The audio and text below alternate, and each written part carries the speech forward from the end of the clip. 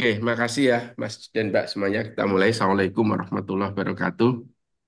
Selamat siang, salam sejahtera bagi kita semua. Jadi hari ini kita akan melanjutkan kuliah terkait dengan kromatografi gas ya. Kromatografi gas. Kromatografi gas dengan yang digunakan untuk analysis of pharmaceutical product using gas chromatography. Jadi seringkali saya katakan ya sejak di kuliah kimia analisis 2 ya, itu kita harus tahu dulu definisi ya, tahu dulu definisi. Jadi kromatografi itu definisinya adalah teknik pemisahan dengan melibatkan fase diam dan fase gerak. Ya, dulu pernah ini cerita. Dulu pada waktu eh, praktikum ya seperti Anda ini itu kita sebelum praktikum itu anu Mas face to face dengan dosen gini. Terus satu saat ya pretest face to face dulu. Terus saya ditanya sama dosen saya itu, Abdul, ya Pak, apa yang dimaksud dengan kromatografi? Teknik pemisahan. Berarti kalau saya memisahkan kertas ini ke sini kromatografi. Ya tidak, Pak. Loh, katamu teknik pemisahan. Terus tak tambahi, kromatografi adalah teknik pemisahan kimia. Kamu anggap kertas ini tidak ada senyawa kimianya. Paham ya? Berarti ketika kamu, kan kertas senyawa kimia. Kalau ini tak pisahkan dari sini ke sini, kromatografi. Ya tidak, Pak. Ya kan itu kan ya. Makanya terus saya jawab, kromatografi adalah teknik pemisahan yang melibatkan fase diam dan fase. Nah, itu baru betul jawabannya. Kan gitu kan? Sehingga destilasi itu kan pemisahan, betul nggak? Ekstraksi juga Kenapa dia tidak disebut kromatografi? Karena tidak melibatkan fase diam dan fase gerak sehingga ke dalam hal ini elektroforesis bisa dikelompokkan ke sini karena apa? Ada fase diam dan fase sudah seperti itu. Ya, tokoh kromatografi itu Profesor Sweat ya. Dia pemeroleh hadiah Nobel. Dulu kan ketika dalam sejarahnya Profesor Sweat itu kan dia memisahkan apa? Klorofil dalam suatu kolom terbuka ya kolom terbuka kemudian di situ kan kalau Anda melakukan kromatografi kolom kan ada garis-garis berwarna betul nggak dari situ kemudian istilah ada kromos itu berwarna grafos gambar ada gambar berwarna maka setelah itu keluarlah istilah apa kromatografi tapi kalau definisi beda ya definisinya adalah apa teknik pemisahan dengan melibatkan fase diam dan fase fase gerak gitu ya.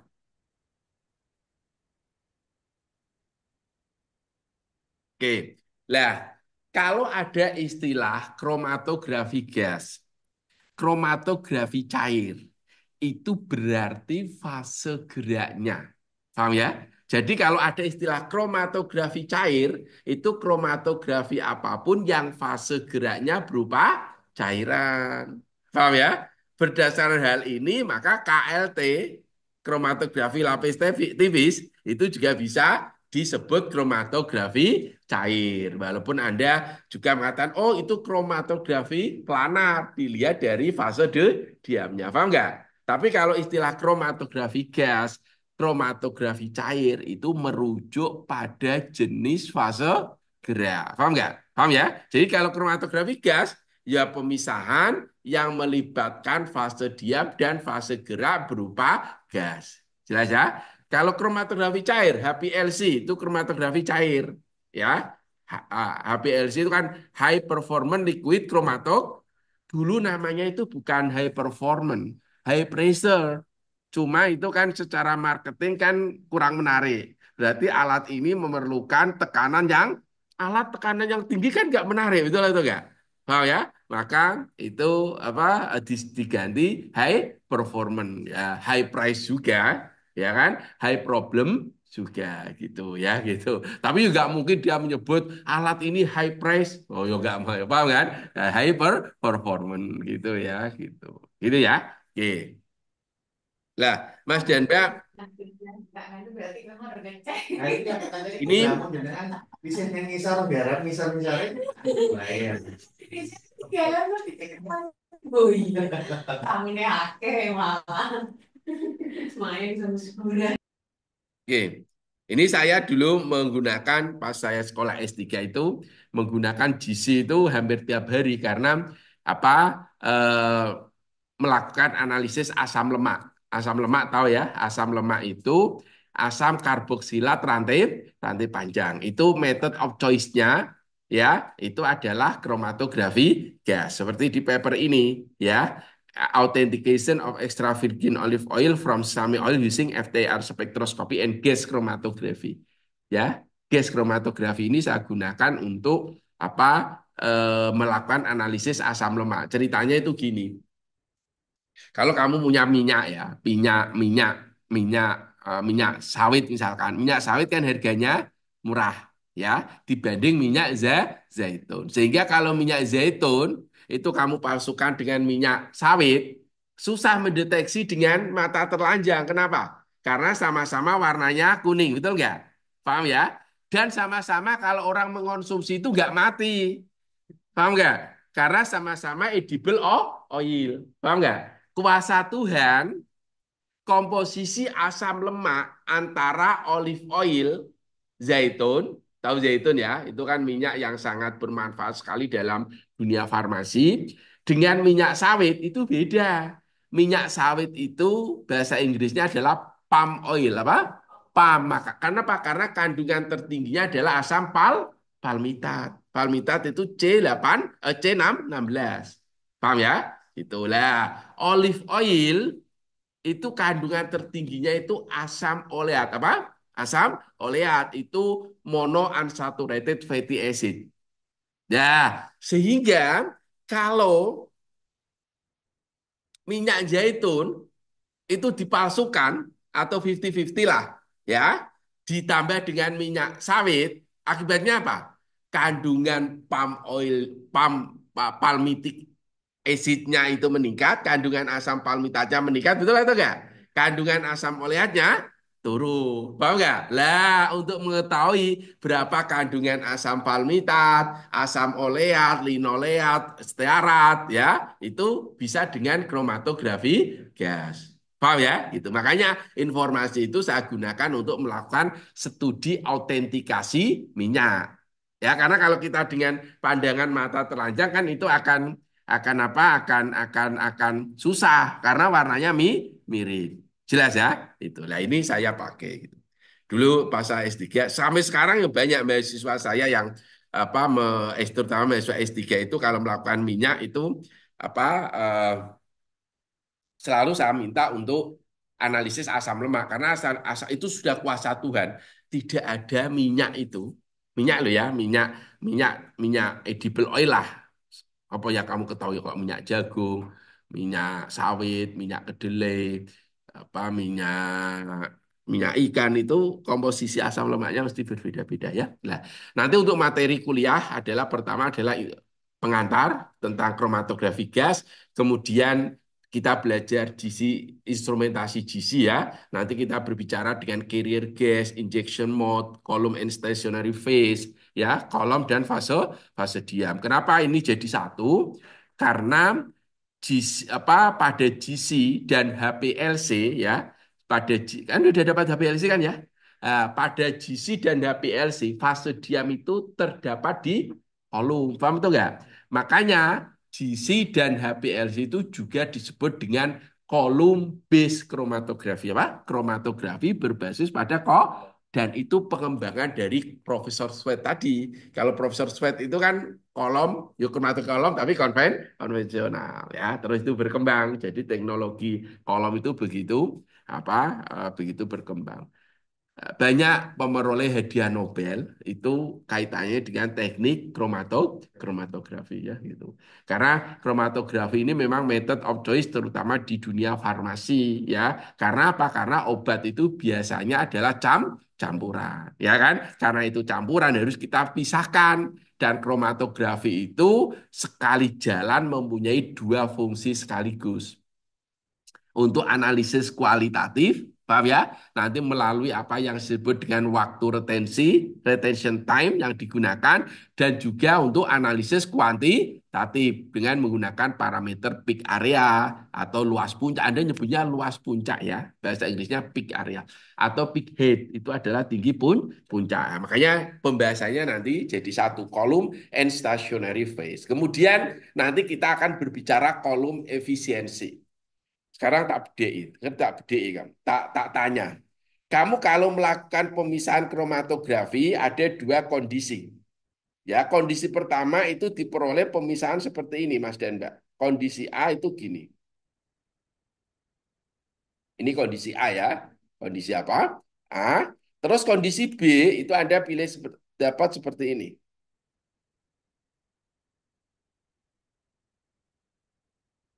Seperti ini. Anda akan milih kondisi A atau kondisi B? Kondisi apa? Oh, pinter. Kenapa A?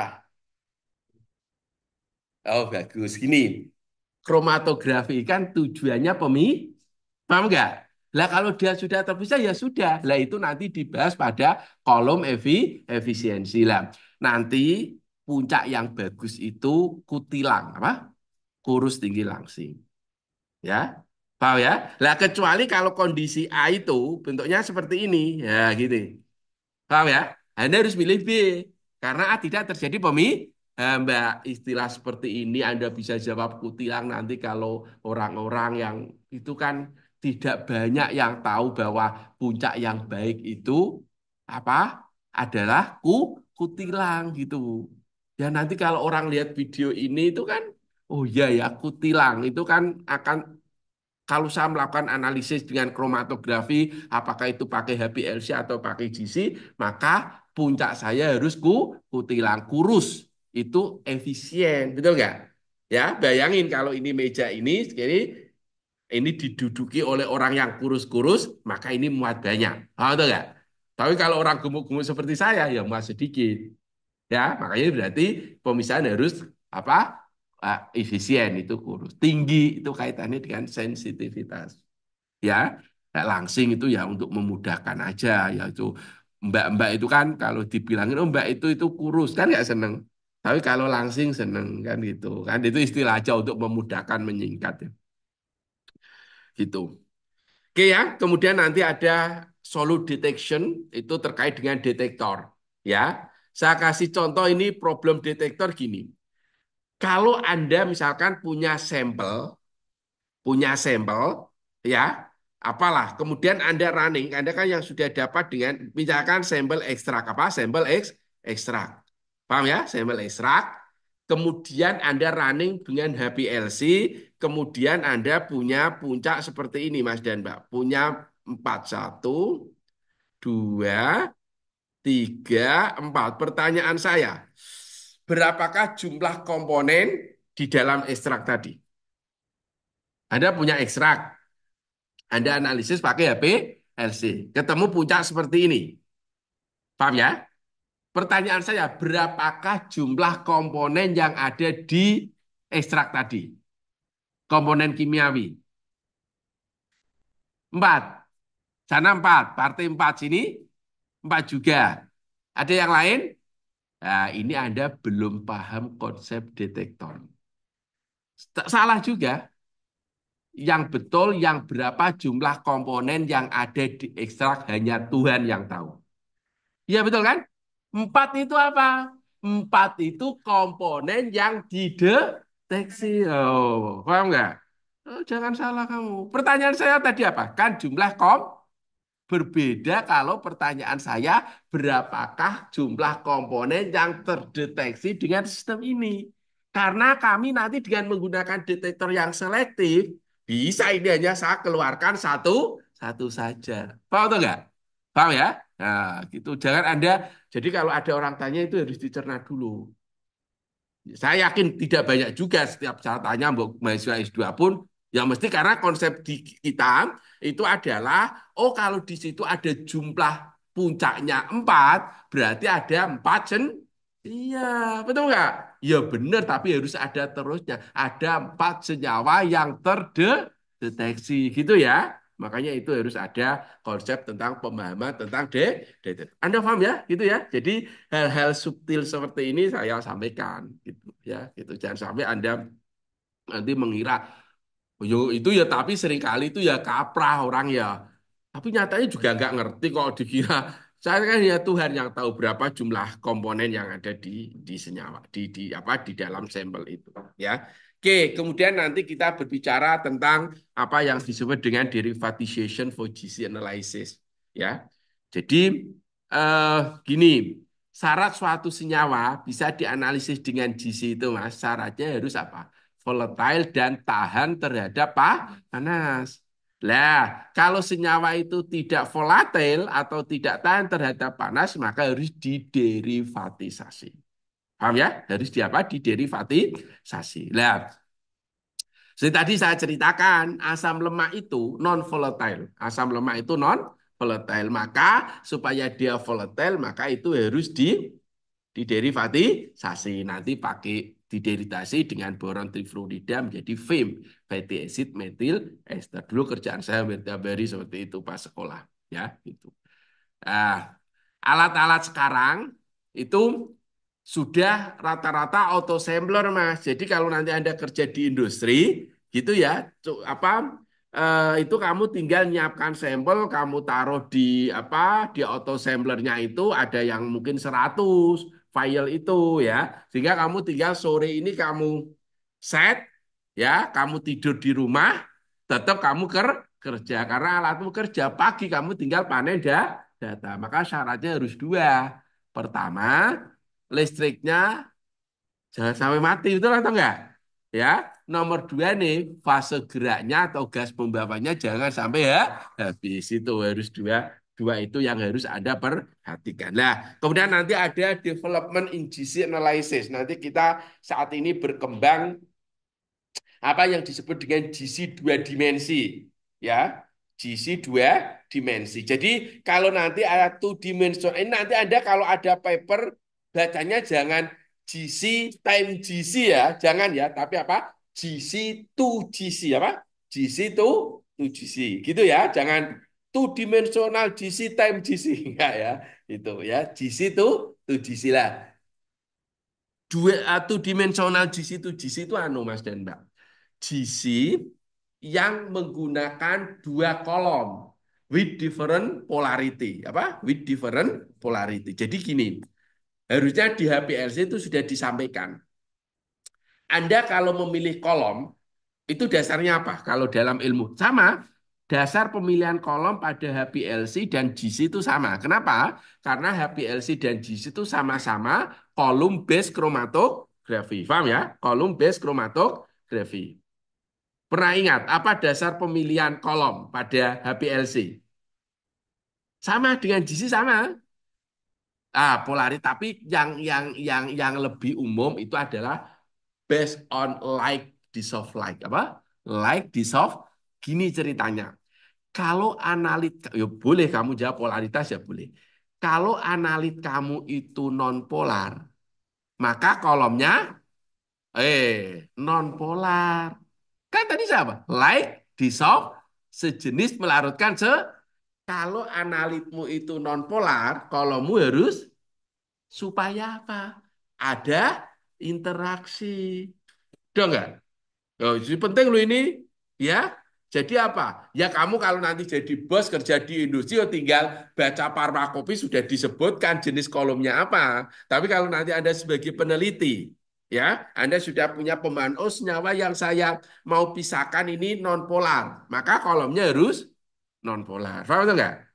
Kalau analitnya itu polar, kolomnya polar. Lah, kolom itu Mas, kan nggak bisa dalam satu senyawa itu dia polar dan normal kan nggak mungkin. Paham kan? Kadang ya C18 lalu berubah menjadi silika kan nggak mungkin. Maka itu berarti kolom digabung. Ya disusun. Ini misalkan kolom yang polar, di sini yang non polar atau non polar polar. Paham nggak? Sehingga senyawa yang polar nanti akan terpisahkan dengan baik di yang kolom polar. Paham tuh nggak? Ya itu kok ya orang kok ya mikirnya gitu ya. Itu namanya apa? Sisi dua dimensi GC. Apa berarti two dimensional GC itu berarti apa? GC yang menggunakan apa? Dua kolom yang berbeda. Apa yang berbeda? Polaritasnya atau berbeda polaritas fase diam. Ya, kalau fase diamnya sama, yo ngapain? Nah, satu aja cuma panjangnya dipanjangkan. Nah, itu logikanya ya. Itu namanya apa? Lah, nanti kita juga akan berbicara tentang GCMS ya. GCMS itu adalah the combination of two powerful instrument. GC-nya itu adalah untuk pemisahan, MS-nya untuk detektor. Paham ya? Jadi kalau ada istilah GCMS itu berarti apa? GC-nya adalah untuk apa? Pemisahan, detektornya adalah M. Nah, nanti saya sekali kalau nulis paper ya seringkali menyebut GCFID. Itu berarti apa? Pemisahannya pakai GC, kalau GC, detektornya FID. Ya gitu boleh ya gitu. GC FID ya gitu. Ya dulu kalau sama lah, kalau dulu pas kuliah apa AAS ada ICP AES Atomic Emission, ada AAS Atomic Absorption ya gitu. Jadi boleh gitu ya. Ini juga sama nanti ada kalau ada istilah GCMS itu berarti GC dan MS ya. Ini dua instrumen yang digabungkan. Berarti MS-nya fungsinya untuk apa? Detektor. Dan terakhir nanti kita akan contoh beberapa artikel jurnal yang terkait dengan application of GC in pharmaceutical analysis. Berarti penggunaan GC dalam untuk analisis sediaan farmasi. Jelas ya? Ini kontennya. Dalam 3 pertemuan, insya Allah khatam. Ya. Oke, ini ada buku yang bagus ya. Ini ada buku namanya adalah Modern Practice of Gas Chromatography. Ya, GROP terkenal ini buku ini. Nah, terus saya beberapa untuk aplikasi itu nanti bahkan ada jurnal yang khusus itu kromatografi. Misalkan Journal of Chromatography A, Journal of Chromatography B. Kami pernah publish di Chromatografia ya, itu Springer itu. Oke ya, jadi banyak jurnal yang dedicated khusus untuk teknik kromatografi. Ya, karena tadi kromatografi itu sangat powerful. Kenapa dia sangat powerful? Karena apa? Dia bisa melakukan dua fungsi sekaligus. Untuk apa? Analisis kualitatif dan juga kuantitatif. Sehingga kalau Anda nanti ditanya, kalau Anda untuk ini contohnya, kalau Anda melakukan analisis paracetamol di dalam tablet, maka itu bisa spektroskopi UV. Karena tunggal, tidak perlu tetapi kalau itu ada orang minum paracetamol tablet, terus masuk dalam darah, darahnya diambil, paham kan? Di situ paracetamol tidak tunggal lagi, tapi ada metabolitnya, maka itu harus dipisahkan. Maka method of choice-nya adalah kromatografi. Sehingga untuk analisis pakai BABE ya, itu metode pilihannya adalah apa? Kromatografi. Jelas ya? Kenapa? Karena di situ ada pemisahan atau Anda mau melakukan analisis obat, tapi di situ isinya obatnya banyak, multi komponen, maka kamu harus pakai apa? Kromatografi ya. Oke. Nah, ini Mas dan Mbak, ini tadi saya katakan ada kolom kromatografi, itu berarti ada kromatografi yang mendasarkan pada pemisahan dengan kolom, ada yang namanya kromatografi gas, liquid, ini merujuk pada apa? Fase geraknya ya. Nah, nanti ada macam-macam ya. Ada untuk yang fase diamnya gas, maaf fase geraknya gas, nanti ada yang namanya gas solid kromatografi. Gas solid kromatografi itu berarti fase diamnya adalah solid, padatan, fase geraknya gas, dan sebagainya, dan sebagainya. Jadi sudah saya katakan apa itu yang dimaksud dengan kromatografi, apa tadi? Teknik pemisahan dengan melibatkan fase diam dan fase, kalau ditanya apa yang dimaksud dengan kromatografi gas? Teknik pemisahan yang melibatkan fase diam dan fase geraknya berupa gas. Jelas ya? Oke. Nah, there are two mode of gas chromatography. Ada dua jenis kromatografi gas. Yang pertama adalah apa yang disebut dengan gas liquid chromatography. kromatografi gas cair. Berarti dari sini berarti kita tahu bahwa fase diamnya berupa apa? Cairan ya, fase geraknya berupa gas. Makanya mekanisme sorption and desorption-nya, pernah tahu ya, desorption and desorption itu ya perpindahan analit dari fase diam ke fase gerak ya. Itu namanya apa? Sorption and desorption itu adalah partisi. Tahu partisi ya?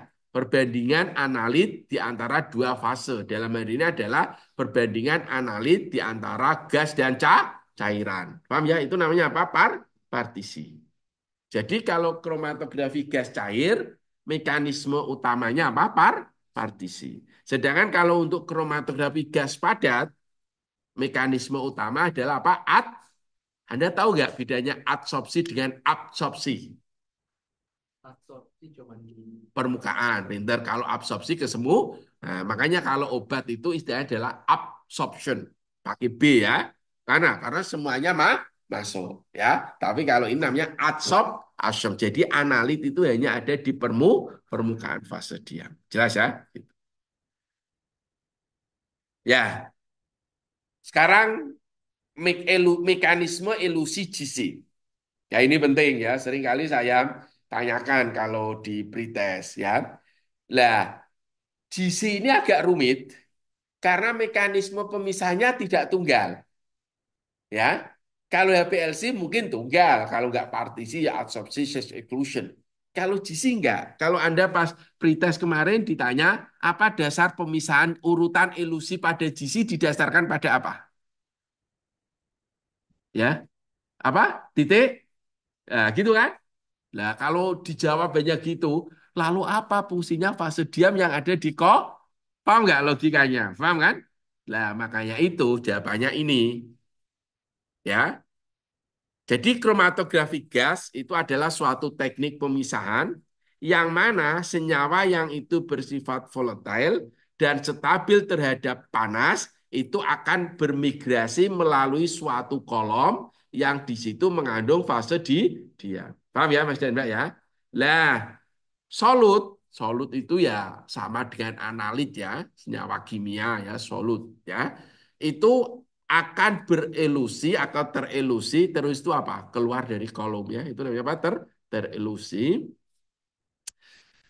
berdasarkan pada peningkatan titik di artinya kalau titiknya kecil maka dia akan keluar lebih dulu ya lebih cepat atau punya waktu retensi yang lebih kecil paham atau enggak dibanding senyawa yang titik didinya tinggi nah kecuali when there are specific interaction with the stationary phase sehingga kalau pernah di buku yang lain itu urutan elusi pada kromatografi gas itu didasarkan pada titik didih solut dikurangi dengan interaksi yang ada antara analit dengan fase dia.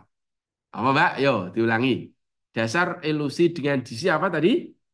Titik didih dikurangi dengan interaksi yang ada antara analit dengan basodia. Jadi gambarannya gini. Kalau ada dua buah senyawa, solutnya itu A dan B. Ya, A dan B misalkan ya. A dan B. Senyawa A itu titik didihnya lebih rendah. Maka A-nya akan keluar lebih dulu dibanding B. Paham atau enggak? Tapi nanti dulu. Kalau A itu interaksinya dengan fase diam itu sangat kuat sekali, betul enggak? Boleh jadi B dulu. Paham ya? Itu makanya karena mekanisme GC ini tidak tunggal, maka Anda biasanya kalau yang umum makanya pas ada praktikum itu kan mesti diinjeksikan satu dulu, mentol dulu, betul kan? Mentol, yo, kan sampelmu apa? Minyak kayu, minyak angin lah ya, atau minyak kayu putih yang dianalisis apa? Mentol sama metil salisilat kan itu kan? Kan diinjeksikan dulu mentolnya dulu kan gitu kan? Terus dicatat berapa waktu retensinya. Terus metil salisilat dicatat waktu retensinya. Terus ya itu campuran. Kan gitu. Oh, ya karena Anda sudah punya tahu waktu retensinya apa mentol sekian, waktu retensinya metil salisilat sekian, maka dari sini Anda bisa, oh ini tahu ini adalah punyanya mentol, ini punyanya metil salisilat. Bisa dipahami ya? Oke, sip. Ya, ini tadi hanya bedanya absorpsi. Kalau absorpsi itu ya kesemuanya dimakan. Kalau adsorpsi pakai D ya, pakai D itu hanya di permukaan ini ya. Gitu.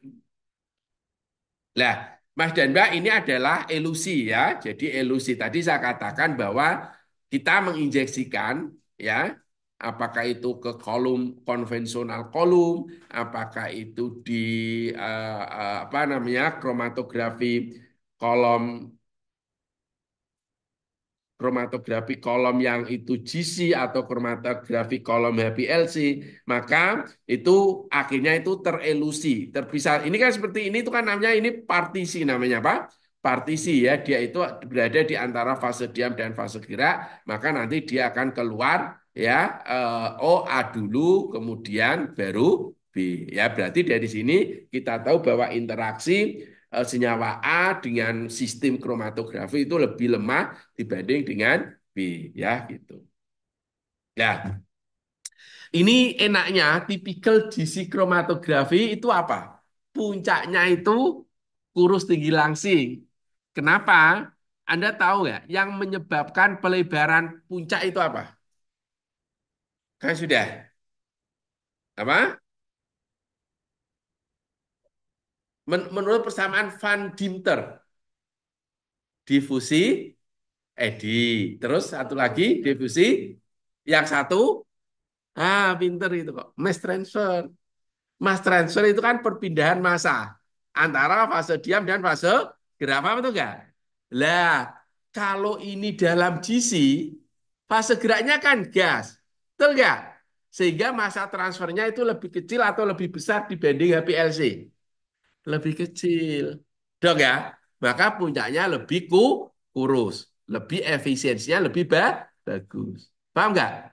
Jelas ya Mas Danda ya? Makanya dia puncak pada GC itu dia bersifat ini kurus tinggi lang memang seperti ini ya gitu karena apa transfer masanya itu dia di mass transfer is lowered jadi transfer massa itu direndahkan ya menjadi lebih ke kecil ya.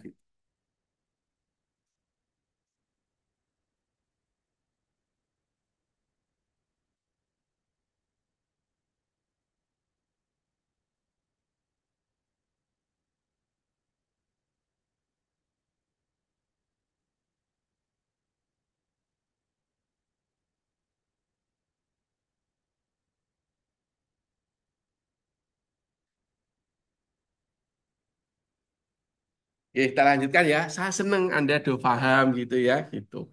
Ya, seneng gitu Anda bisa. Baik pelan-pelan lah, yang penting Anda paham gitu ya. Gitu. Ya, karena ini prinsipnya juga sama dengan tadi saya katakan dengan PLC, pemilihan kolom dan sebagainya.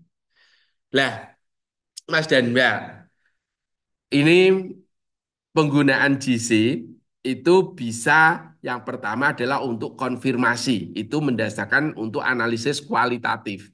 Anda pernah dengar spiking nggak? Apa sebenarnya ada di video saya nanti kalau Anda mau lihat itu di video saya tentang HPLC itu lumayan banyak juga viewernya itu bagi saya kalau kalau orang seperti ini bukan lagu ya kalau lebih dari 1.000 itu ya menurut saya ada banyak lah ya gitu itu nanti salah satu di situ sudah saya jelaskan ya bagaimana penggunaan kromatografi itu untuk analisis kualitatif. Yaitu mendasarkan pada saya saya kasih contoh. Anda ketika gini, Anda sudah praktikum HPLC belum? Sudah, di sini sudah kan ada berapa? Ketika Anda kan ini misalkan gini, Anda tahu bahwa ini itu mentol, ini itu metil salisilat dari mana? Perbandingan dengan waktu reten, paham ya Mas ya? Sekarang saya tanya gini, misalkan, ini saya misalkan ya.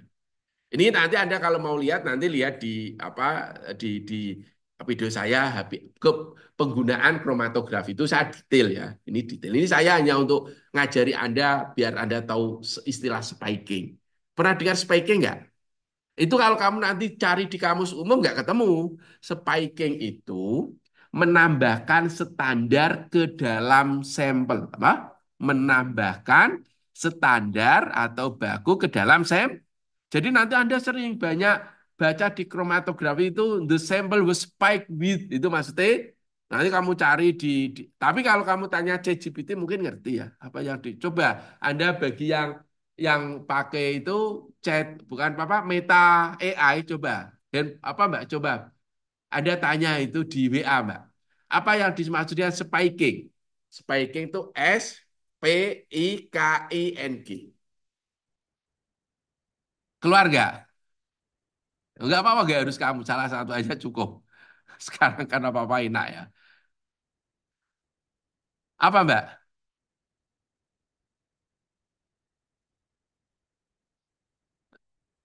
Oh, apa gimana? Gimana? Ya. Oke, sama ya. Itu oke ya. Berarti pinter itu ya. Jadi kalau kamu nanti kalau dosen tanya, kamu tahu nggak spiking? Benar Pak. Tahu Pak. Oh, saya tanya dulu ke Meta AI ya, tanya betul itu. Ya, tapi ya jangan sepenuhnya percaya ya. Kadang yo enggak. Ya, gitu lah. Ini saya mau konfirmasi ya. Ya, itu apa namanya? Spiking gitu. Coba kamu tanya Mbak ke Meta AI. Jelaskan analisis kualitatif dengan kromatografi dengan teknik spiking. Dia keluar nggak? Nek anu aja pinter tenan gitu. Langkah-langkahnya apa dia? Heeh, heeh, heeh. Oh, begitu kan? Anda paham nggak itu? Ya itu benar itu langkahnya. Tapi Anda paham nggak? Itu benar langkahnya memang gitu. Ya. Jadi gini, in the case gini. Ya benar gue ya gitu. Jadi gini, misalkan tadi Mbak, Anda paham ya? Yuk, tapi harus dijelaskan bagi yang kalau yang ngerti monggo. Misalkan Anda mau mengetahui apakah, jadi untuk menjawab, apakah minyak kayu putih ini terdapat mentol? Berarti kan analisis maka langkahmu apa? Pertama menginjeksikan mentol, paham tuh enggak? Ya, maka kamu injeksikan mentol, kemudian misalkan ini waktu retensinya 2,0, paham? Paham ya? Terus yang nomor dua, kamu injeksikan sampel, betul nggak? Ternyata begitu di sampel, itu puncaknya gini, Mbak. Banyak lah ini, di sini ada, di sini ada, terus di sini ada. Di sini muncul waktu retensi 1,9, ada 2,1. Kamu pernah lihat video ini, Pak? Belum. Nah, pertanyaan saya, Nek Mas ini dari lagaknya sudah ngerti. Yang sana, pojok sana. Pertanyaan saya, partai sana, ya, itu ya ada nggak mentol di dalam minyak kayu putih? Tadi kan mentol waktu retensinya berapa? 2,0, paham kan ya? Terus sampel kamu injeksikan, waktu retensinya muncul gitu. 1,9 muncul, 2,1 muncul. Pertanyaan saya, ada nggak mentol di situ? Oh, bingung. Kalau ini kamu nggak bisa tanya Meta AI. Karena nanti angkanya coba aja kalau kamu nggak bertanya. Nanti kamu tolong perbaiki pertanyaanmu ya. Seperti itu. Karena sudah melibatkan angka ya itu. Ayo Mbak E, nanti Anda akan terkesan. Oke kamu salah dari ini. Tapi nanti terkesan. Tak kasih soal ujian nanti kamu langsung tahu itu. Ada nggak itu jawabannya mentol? Jawabannya oh ya nggak ngerti. Mungkin ada, mungkin tidak. Makanya Anda bingung toh. Betul nggak? Kecuali tadi saya nulis ini di sini waktu retensinya di sini 2,0, sini 2,1. Tak tanya berarti jawabanmu apa? Ada, Pak. Betul nggak? Yang mana? Ya waktu retensinya 2,0 no. Betul nggak? Atau saya ubah, di sini saya tulis 1,8, di sini 2,1. Ada mesti bayar. Ada nggak? Ada, Pak. Yang mana? 2,1. Kenapa? Dekat dengan 2. Betul nggak? Oh, ini mau saya dalang, karena membuat harus saya buat ekstrim kan itu kan. Harus perbedaannya sama. 1,9 ya perbedaannya 0,1, 2,1 juga perbedaannya 0, yuk kembali lagi ke laptop. Jawabannya tadi apa? Mungkin ada, oh, kan nggak boleh. Ya, kan ada mbak-mbak suka yang pasti-pasti atau enggak? Iya, enggak semua. Pokok dia kelihatannya naksir, tapi kadang kadang nampak naksir, kadang nampak tidak. Itu kan Anda enggak senang, betul enggak? Ya toh? Kalau Masnya juga sama. Kok kadang nampak berbalas, kadang nampak tidak Nah, itu harus dilakukan konfirmasi. Ya, itu pelajaran kromatografi itu. Ya iya kan, Anda itu kan suatu saat mungkin akan mengalami seperti itu. Betul kan Mbak ya? Oh, Mbaknya itu ekspresinya yang belakang itu nampak iya itu. Ya, ini, ini secara ilmu kromatografi ini harus pastikan. Ya, ini juga gitu. Mbak ora usah mau kamu nggak usah. Ya. Ya, gitu. Gitu ya.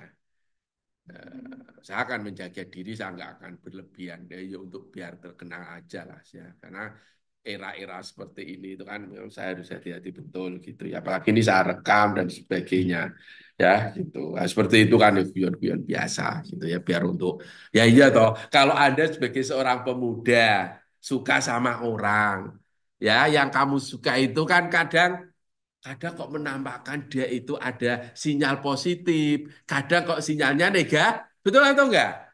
Iya, kermatonya juga gitu kan? Ini ya member, ini ya pantas ada, pantas tidak kan gitu kan? Apalagi frekuensinya seperti tadi. Kadang dia itu dua kali itu menunjukkan positif, tapi dua kali juga menunjukkan negatif. Kan dia sama dengan ini. Bedanya sama-sama 0,1. Harus dipas. Lah, cara memastikannya dengan spiking. Paham atau enggak? Jadi sampel yang sama kamu tambah dengan nah, lah kalau puncaknya menjadi seperti ini, Mbak. Satu, dua, tiga. Ini 1,9, ini 2,0, ini 2,1. Kesimpulannya apa? Di sampel ada atau tidak ada mentol? Tidak ada. Paham ya? Kenapa kok tidak ada? Karena angka 2,0 itu muncul setelah kita tambah dengan paham atau paham? Paham ya, Dek ya? Paham ya? Itu harus gitu. Mbak paham yang kacamata? Paham ya? Senemu sama Dok? Mbak Frisa. Nah, Mbak Frisa paham ya Mbak Frisa ya? Nah, itu seneng saya. Itu dia jelaskan teman nih. Tambah pinter nanti kamu kalau jelaskan temanmu. Ya gitu, nggak masalah. Ya saya apresiasi gitu itu. Ya, gitu. Anda rame jelaskan temanmu itu nggak masalah bagi saya. Ya, gitu. Tapi kalau rame bahas tadi malam siapa ya yang tereliminasi Indonesian Idol itu beda lagi. Ya. Jadi kalau kamu jelaskan Spiking sih, anu. Siapa tadi malam yang tereliminasi? Siapa? Nggak nonton ya? Mbak I juga nggak nonton. Oh, idolanya beda kok ya, gitu. Oke, sip. Ya, jadi apa? eh, atau kemungkinannya seperti ini, Mas dan Mbak. Ya, kalau seperti ini 1,9, ini 2,1. Ada nggak? Ya, saya ekstrimkan. Ada nggak? Mentol. Ada di mana?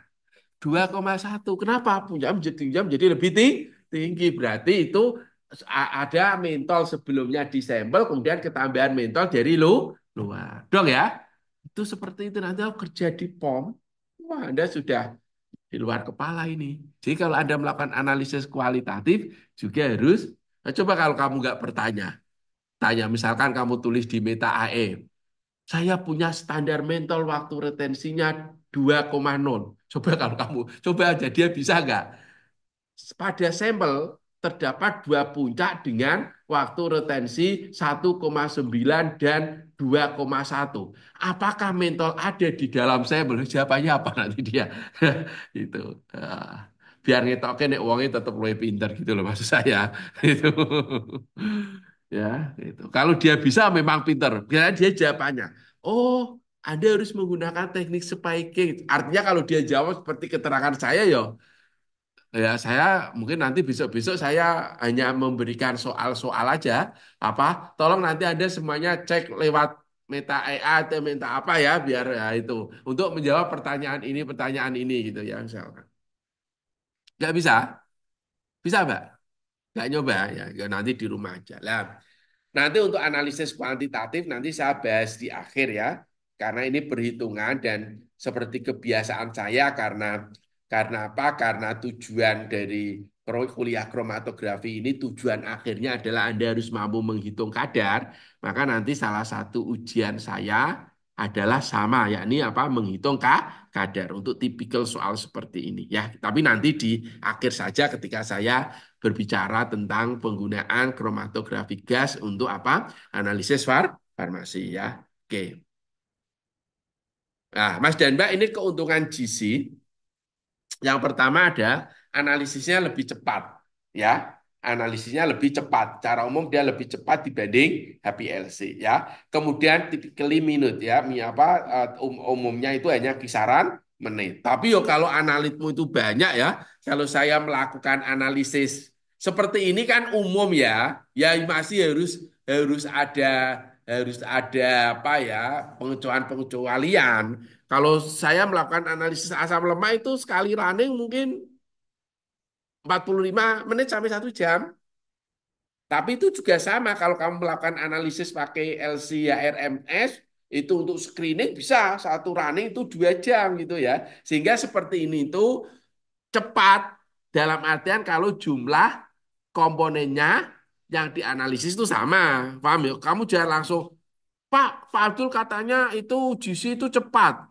Ini saya analisis 1 jam, Pak. Teman saya kubu sebelah analisis GC hanya 10 menit. Kamu dianalisis nyawa murni, kamu campuran kom. Nah, ini namanya nggak apple to apple ya gitu. Efisien.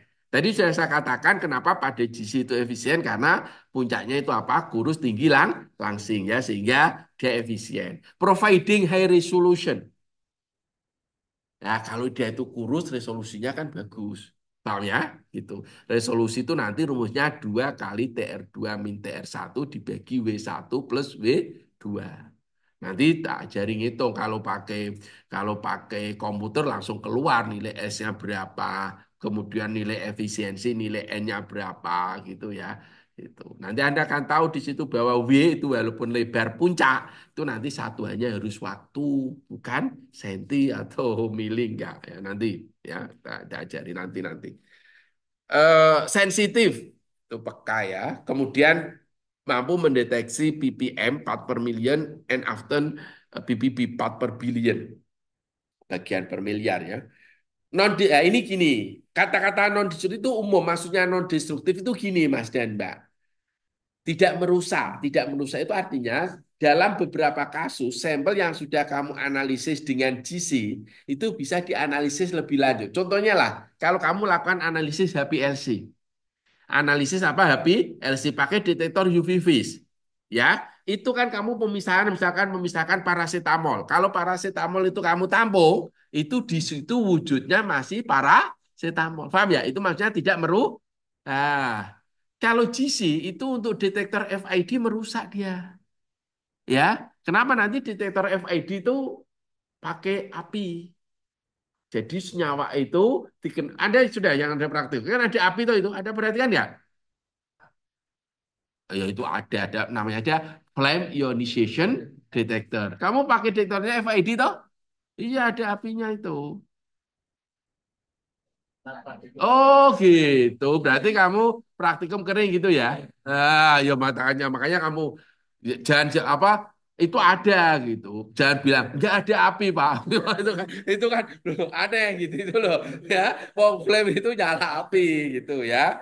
Itu makanya nanti karena itu makanya tadi saya kaget gitu. Oh ternyata kan gitu. Pak kami praktiknya kemarin gitu loh ya gitu. Makanya saya itu kaget.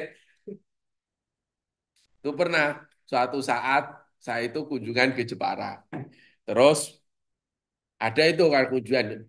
Oh kemarin kan kita ketemu Pak Abdul. Di mana? Di hotel Pak. Loh itu loh Pak pas pelatihan. Lah orang kan mikirnya kalau di hotel saja gitu kan yo. Untung dia langsung pas pelatihan itu loh Pak gitu ya. Makanya ada tadi nggak ada Pak, padahal maksudnya adalah nggak ada praktikum GC gitu ya, bukan nggak ada api ya, gitu. Janus kamu itu, mari saya kaget. Oke, kemudian highly precise. Oh maaf, making possible online coupling to MS. Mas, jadi GC tadi sudah saya katakan salah satu jenis GC itu adalah GCM. MS itu maksudnya GC yang di-coupling atau digabungkan dengan mass spectrometer. Highly precise. Dia itu sangat presisinya sangat bagus. Presisi itu apa Mas dan Mbak? Kedekatan antar hasil analisis. Jadi kalau Anda melakukan replikasi, Anda kan kalau praktikum kan pakai replikasi toh. Nah, kemudian dilihat angkanya itu satu dengan yang lain itu dekat atau tidak. Itu disebut dengan apa? Presisi ya, kedekatan antar hasil analisis. Kemudian require small samples. Dia hanya memerlukan sampel yang kecil ya, GC itu kecil. Nah, dan detektor DC itu biasanya nanti detektor massa, Mas. Jadi kalau kamu menginjekkan 1 mikrolit dengan 2 mikrolit itu nanti beda luas punya. Paham kan? Itu ya. Reliable and relatively simple. Ya maksudnya ya relatif simple. Kalau jangan kamu bandingkan dengan UV. Kalau dengan UV ya tetap lebih kompleks apa GC ya ini relatif lebih simpel dibanding dengan teknik kromatografi yang lebih rumit. Cuma itu pakai tinta putih jadi nggak nampak ya. Ini juga sama inexpensive relatif terhadap kromatografi yang berbiaya tinggi. Jelas ya, jangan dibandingkan dengan UV ya gitu. Oke. Nah, ini kerugian dari GC yang pertama adalah dia terbatas hanya untuk sampel-sampel yang bersifat apa? Volatile. Kemudian dia tidak sesuai untuk senyawa-senyawa yang label terhadap panas, artinya dia itu tidak stabil terhadap panas. Kemudian dia susah untuk large. Kalau untuk sampelnya itu banyak. Makanya GC itu tidak populer untuk analisis preparatif. Tapi kalau HPLC itu populer untuk preparatif ya. Tapi kalau GC nggak populer. Ya, dia seringkali memerlukan teknik spektroskopik ya. Artinya analit yang keluar dari GC itu kalau kita mau identifikasi itu senyawanya apa, maka itu kita bisa menggunakan atau menggabungkan dengan apa apa mass spektrometri ya gitu.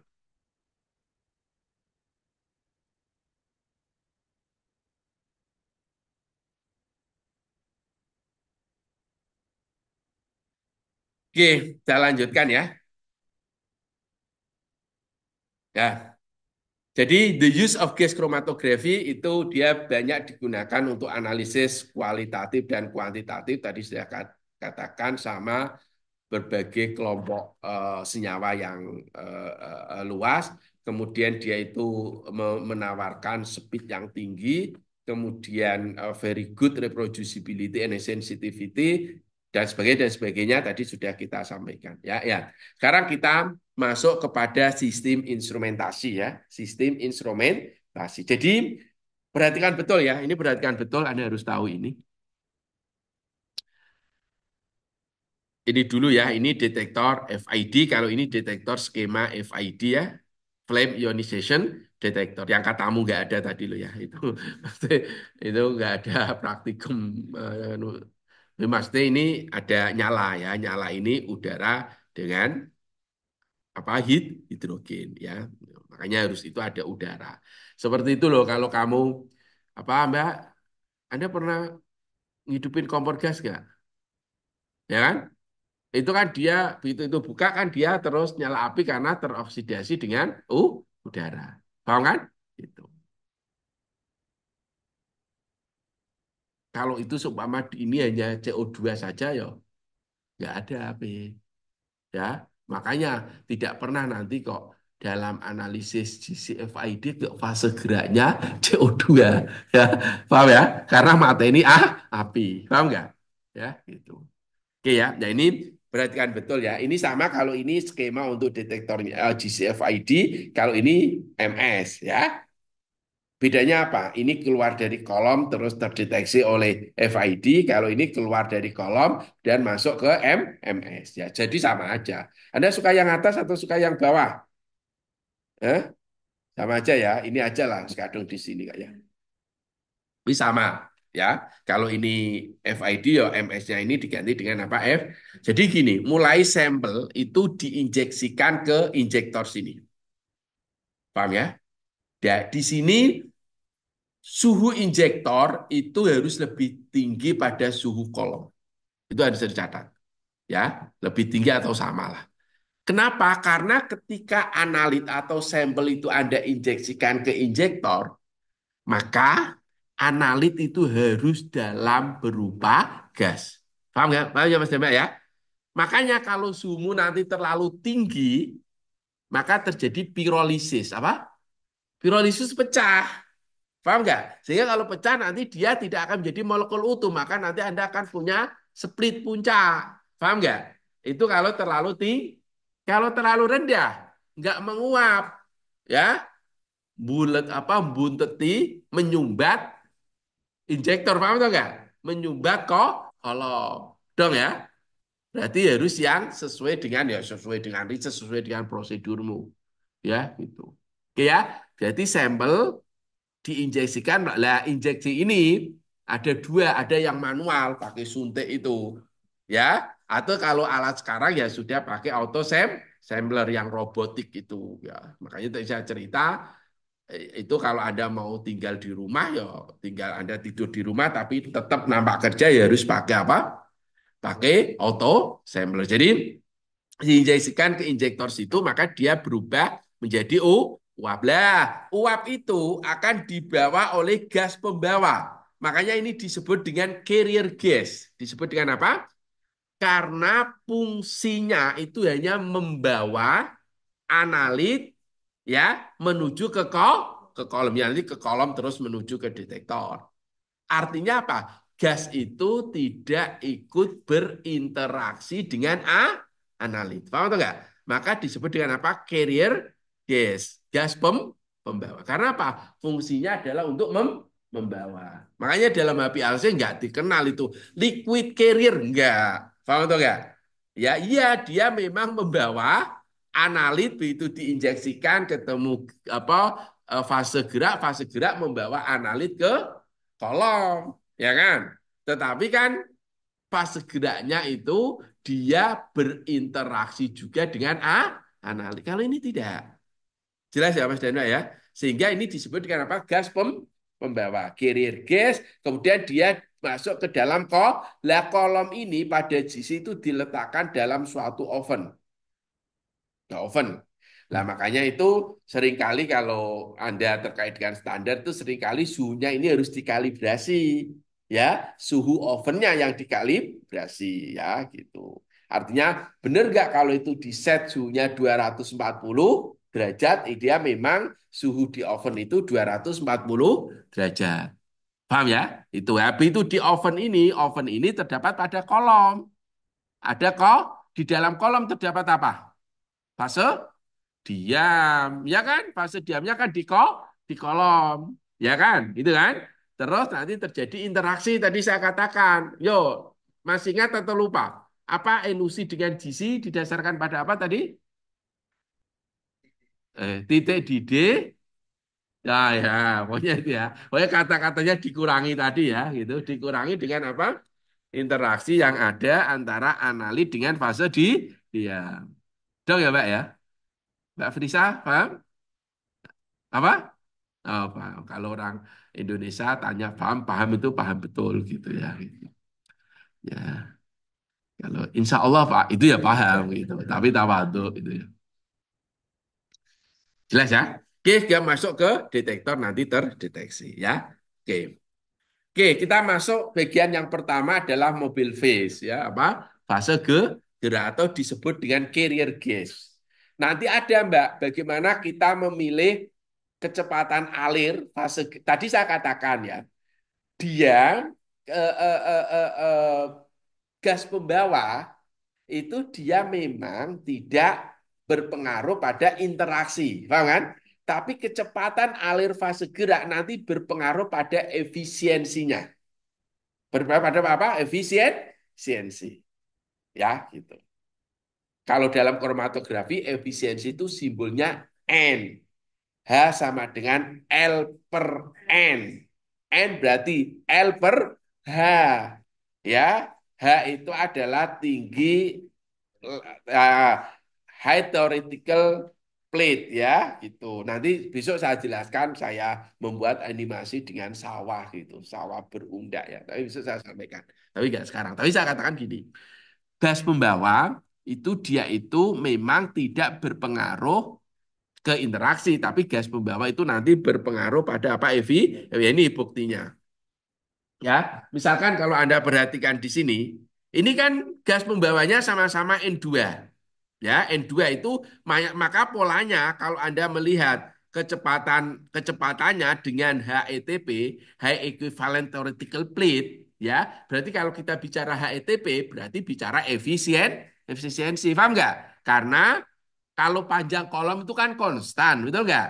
H sama dengan L per N. L-nya kan tetap tonon, sehingga yang berpengaruh adalah H dengan N. Ya kan? Lah, ketika H-nya itu terpengaruh, berarti N-nya terpengaruh. Maka kalau ini ini di sini kecepatan alir ya. Ini kecepatan alir di sini. N2 kan sama-sama gasnya N2, tapi kecepatan alirnya beda. Paham nggak? N-nya berbeda-beda atau sama itu?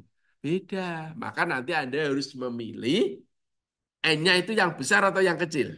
Oh, N-nya yang besar, hanya yang kecil. Paham nggak? Maka kalau seperti ini N2, maka kamu harus memilih kecepatan alirnya yang ini sekitar 15. Betul nggak? Karena yang memberikan nilai H yang lebih kecil. Kan tadi H sama dengan L per N. N berarti L per H. Sehingga hanya harus kecil. Kan gitu kan? Nah, ini sekali lagi bahwa apa? Tadi katakan bahwa fase gerak atau gas membawa itu dia memang tidak ikut berinteraksi, tapi dia kecepatan alir fase gerak itu menentukan HETP-nya. HETP ini terkait dengan apa, efisiensi ya. The mobile phase is known as the carrier gas ya, dikenal dengan gas pembawa. Karena apa? Tujuan tunggalnya adalah untuk mentransfer, untuk memindahkan solut menuju ke kolom. Tadi kan analit atau solut diinjeksikan, terus dia menguap kan? Paham kan? Terus dia dibawa oleh gas menuju ke kolom. Paham kan? Makanya itu fungsinya gas pembawa itu. Lah, maka dia itu harus bersifat inert. Inert itu apa? Tidak, ya kalau bahasa Indonesia lemban ya, lemban. Ya, gitu. Ya, coba kalau tanya Meta AI, apa bahasa Indonesia inert gitu ya. Siapa tahu ya. Gitu. Oh ya, sekarang andalannya gitu ya, gitu. Ya sekarang sudah pinter-pinter itu ya, gitu. Tapi dia mesti nggak bisa jawab, siapakah jodoh saya? Nanti kamu tidak, ya gitu. Mungkin nggak tahu nanti dia terus di apa namanya. Nggak usah dicek mas siapa jodoh saya. Dia bisa jawab nanti dia akan apa cari apa mungkin disarankan. Oh ciri-cirinya seperti apa gitu ya. Oke. eh Non toxic, non flammable, dan dapat mungkin murah ya. Jadi dalam kromatografi itu kalau dalam kromatografi kalau fase gerak itu dua-duanya sama memberikan efisiensi yang setara, resolusi yang setara, maka pilihlah yang murah. Ya, makanya kalau dalam HPLC itu yang ideal ya fase geraknya air. Paham ya? Itu ideal ya karena apa murah. Makanya di sini helium dan nitrogen itu apa digunakan cara rutin. Helium itu nanti untuk kolom kapiler, sedangkan yang apa yang nitrogen nanti untuk kolom kemas. Nah ini tadi saya katakan, lah Mas dan Mbak, dari sini itu karena gas pembawa itu dia itu menentukan kecepatan alir gas pembawa. Tadi menentukan apa? Efisiensi, paham kan? Makanya kalau kamu Siena kalau tinggal menurut prosedur, lah sekarang kalau posisinya kamu itu harus menentukan berapa sih kecepatan alir gas pembawa supaya efisiensinya itu tinggi. Paham nggak? Kan gitu kan pertanyaannya? Gimana caramu? Oh ya kan kan itu. Coba kamu tanya Metai nggak bisa jawab dia. Tapi nggak ngerti siapa tuh dia bisa jawab. Coba Mbak tanya. bagaimanakah mengatur kecepatan alir fase gerak supaya efisiensi pemisahannya baik? Itu coba Mbak, bisa nggak dia? Nanti kalau dia jawaban itu nanti saya terjemahkan benar atau enggak jawabannya gitu. Ya. Atau kamu dibalik, tak ceki apa Abdul apa yang disampaikan Pak Abdul benar nggak sesuai dengan oh bahaya kamu kalau gitu ya. Coba, coba Mbak cek Mbak, bagaimana cara mengatur kecepatan alir fase gerak pada kromatografi gas untuk menghasilkan efisiensi yang baik. Hmm. Wah, nek pinter tenang ya angkat topi nanti saya. Keluar nggak? Gimana?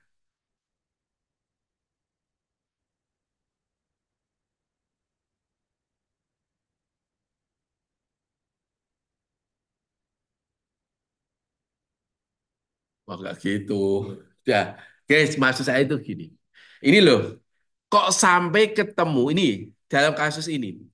Ini kan Anda sampai tahu ketemu bahwa untuk N2 itu, ini saya hilang anu dulu ya, dicat dulu. Ini loh Mbak, sekarang kalau Anda tahu grafik ini, Anda kan dengan mudah, Mas kalau saya pakai fase gerak helium, kecepatan alir yang ideal berapa? Helium. Itu loh, HE itu loh. Berapa? Berapa Mas? Nah, 20 lah gampangnya. Itu loh, helium itu loh. Kan ini loh. Ya kan ini dia. Paham ya? Nah, pertanyaan, piye carane, bagaimana caranya kamu tahu bahwa kecepatan alir yang optimum untuk helium adalah 2? Kan gitu. Ya, ini harus tidak ini. Berarti Anda harus manut guru ini. Jangan manut meta AE karena Anda juga nggak paham. Gini ceritanya. Mas dan Mbak, Anda set. Anda melakukan kromatografi gas, kemudian Anda set misalkan kecepatan alirnya 15 cm per second. Terus Anda lihat puncaknya, Mas. Puncaknya seperti apa? Misalkan puncaknya gini. Paham ya? Puncaknya gini. Oke? Maka puncak ini kan kamu bisa menghitung nilai N. Betul nggak? N sama dengan 16, 16 dikalikan TR dibagi W no. W ya kan? Aku kuadrat. Betul nggak? Kan itu kan? Lah TR-nya kan ketahuan. Paham kan? W-nya, ya W-nya itu, kamu width itu gini, kamu ngitungnya itu. Jadi ini Mas dan Mbak, misalkan ini ke sini, itu ada 10 cm. Paham? Paham ya? Jadi W-nya di sini, itu harus satuannya waktu. Paham nggak? Karena nilai N itu tanpa perhatikan betul loh. Dulu guru saya ini Pak Sugeng Rianto. Itu dulu kalau ujian ini sering dikeluarkan ini. Ya, jadi kamu tadi set dulu waktu retensinya berapa? Maaf, kecepatan alirnya berapa? 15. Paham ya? Terus kamu injeksikan kamu punya puncak seperti ini gitu kan? Maka kamu bisa menghitung nilai efisiensi N sama dengan 16 kali TR dibagi W kuadrat. Paham kan? Lah N itu kan tanpa satuan. TR kan satuannya maka W harus satuannya waktu. Dong, Ra? Paham ya? Lah makanya ini harus kamu ukur. Lah ini kan di sini kalau kamu bisa jadi nanti karena W itu lebar, terus kamu satuannya senti. Enggak, harus diubah Caranya gini, misalkan kamu running ini ke sini, kertasnya itu lebarnya itu 10 cm. Paham ya? Ini ke sini lebarnya 0,5. Paham kan? Paham ya? Terus ini ke sini tuh waktunya antara 0 sampai 20 menit. Berarti W-nya berapa Mas dan Mbak? Iya, paham kan? Berarti satu. Paham nggak? Ngerti kan ya? Ya, wis ngerti ya. Gue orang ngerti takon Mas ini. Karena waktunya udah mau habis ini. Ya. Jadi Itu berarti satu kan, betul nggak? Maka TR-nya itu berapa? Satu kan habis, ya kan? Satuannya kan hilang. Maka Anda akan ketemu kan nilai N, betul nggak? Nah, misalkan N-nya 1000. Udah nggak? Terus sekarang kamu coba 20. Digaca, ternyata dia itu N-nya 2000. Berarti kan lebih tinggi, betul nggak? Sekarang kamu naikkan lagi, 25. Ternyata turun, 1500. Berarti, paham kan? Berarti kamu akan memilih berapa?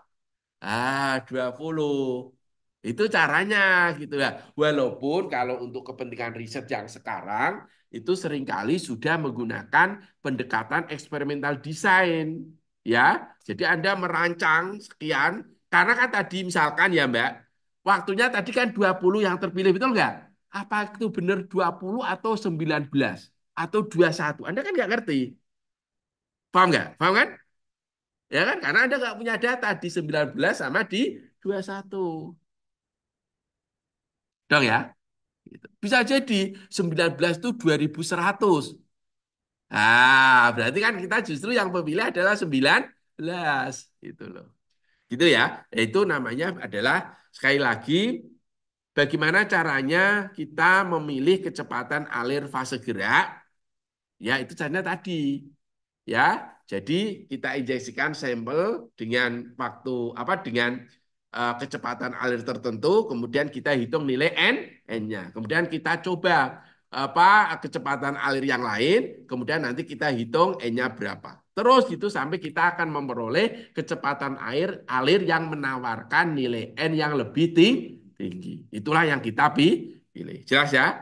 Jadi clear bagian pertama terkait dengan fase gerak sudah selesai. Besok kita akan masuk ke sampel injection ya, kuliah kita sampai sini dulu. Nanti insya Allah selesailah 3.